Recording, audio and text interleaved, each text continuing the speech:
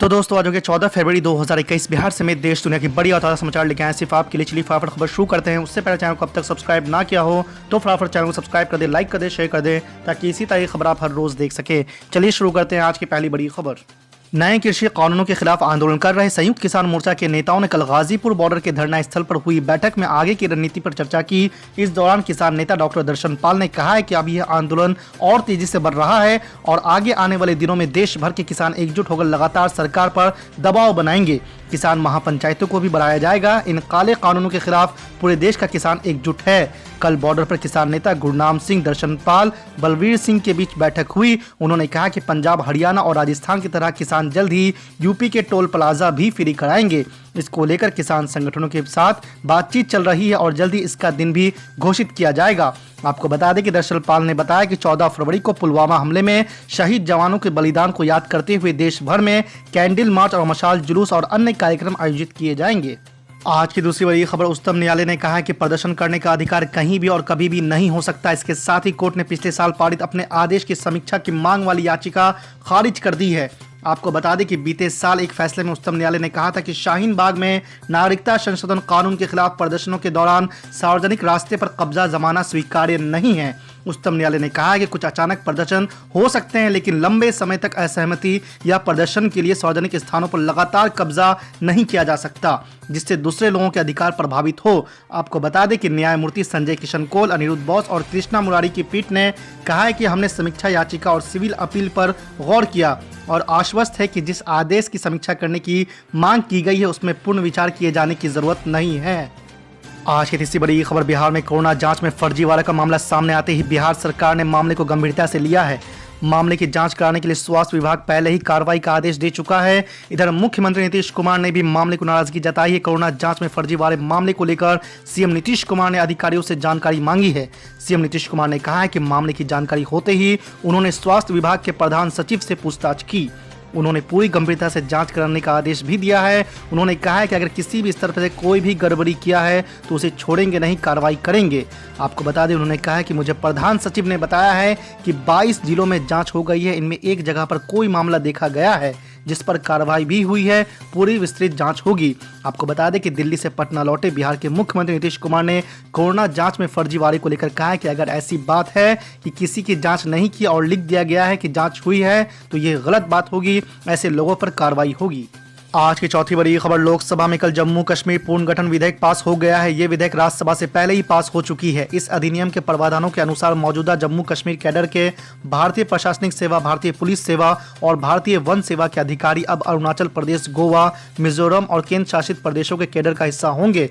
पिछले महीने केंद्र सरकार जम्मू कश्मीर पुनर्गठन अध्यादेश लेकर आई थी। ये विधेयक उसी का स्थान लेगा। आपको बता दें कि इस विधेयक के पास होने के बाद लद्दाख के सांसद जामयांग सेंगिंग ने कहा कि इस विधेयक से राज्य के अधिकारियों को दूसरी जगह जाकर सेवा करने का मौका मिलेगा और दूसरी जगह से अधिकारियों को आकर राज्य में सेवा करने का मौका मिलेगा। इससे अनुभव और कार्य करने की क्षमता भी बढ़ेगी।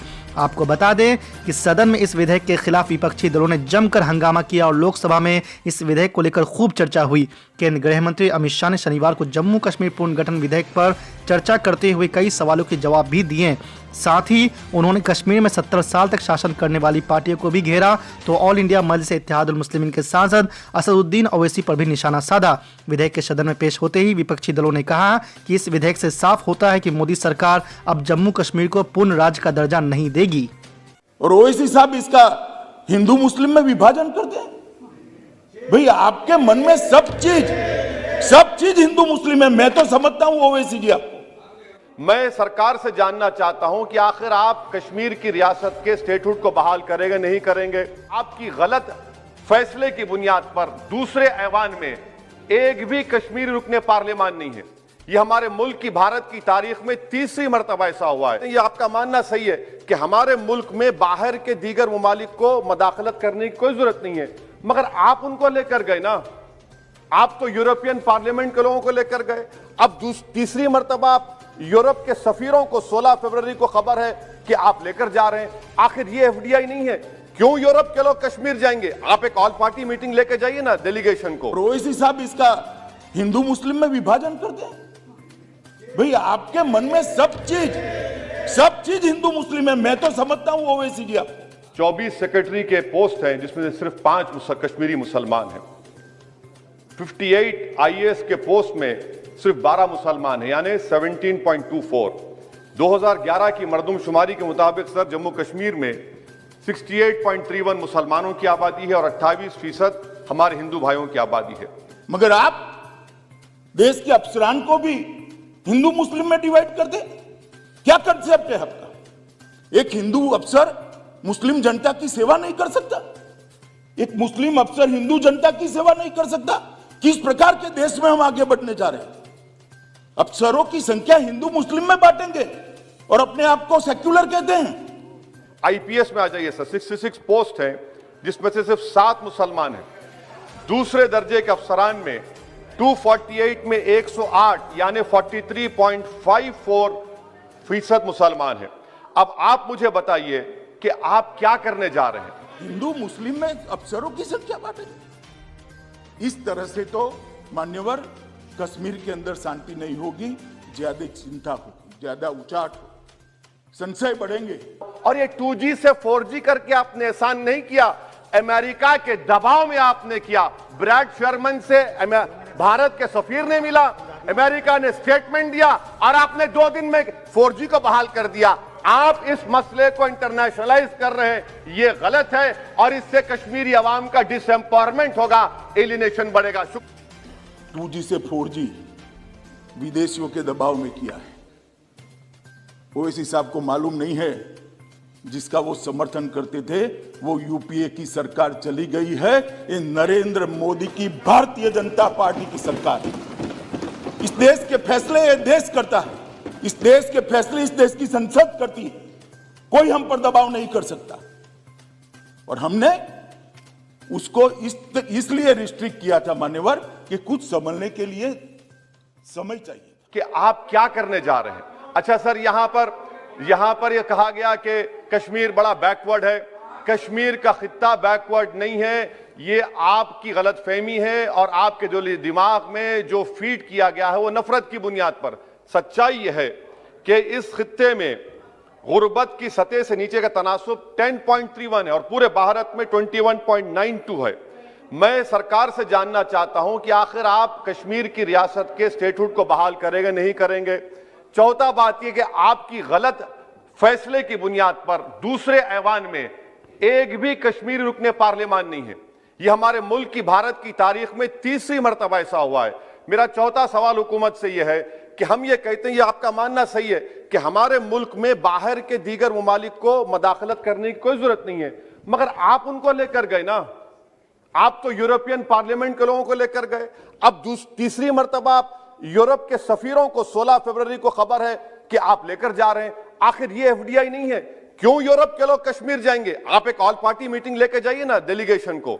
आप यूरोप के डेलीगेशन को कश्मीर लेकर जा रहे हैं, क्या आप चाह रहे हैं मदाखलत करना? इसको इंटरनेशनलाइज आप कर रहे हैं। मैं वजीर दाखिला से पूछना चाहता हूं सर कि आखिर कितने बच्चे कश्मीर के आगरा की जेल में, बरेली की जेल में, अंबेडकर नगर की जेल में है? मैं आपको एग्जाम्पल दे रहा हूं, खत्म कर रहा हूं स्पीकर साहब, कि बिलाल अहमद एक कुपवारा का बच्चा है, अमर सिंह कॉलेज श्रीनगर का है, 1600 किलोमीटर दूर श्रीनगर से जेल में है। उसके वालिद ने 25,000 रुपये की अपनी गाय को बेचकर गया, हाईकोर्ट में गया, हाईकोर्ट ने फैसला दिया कि उस बच्चे को श्रीनगर ट्रांसफर करो, एग्जाम लिखाओ, आप उसको नहीं मानते। एक और फैयाज है बरेली के जेल में, इसको आपने बरेली के जेल में डाल दिया। उसके वालिद ने 35,000 रुपया का कर्जा लेकर गया। अब बताइए आप, नवीद है बारामुल्ले का, कहां से ये अपनी जमीन बेचकर उसके वालिद गए। आखिर कितने बच्चे पीएसए के तहत जेल में हैं?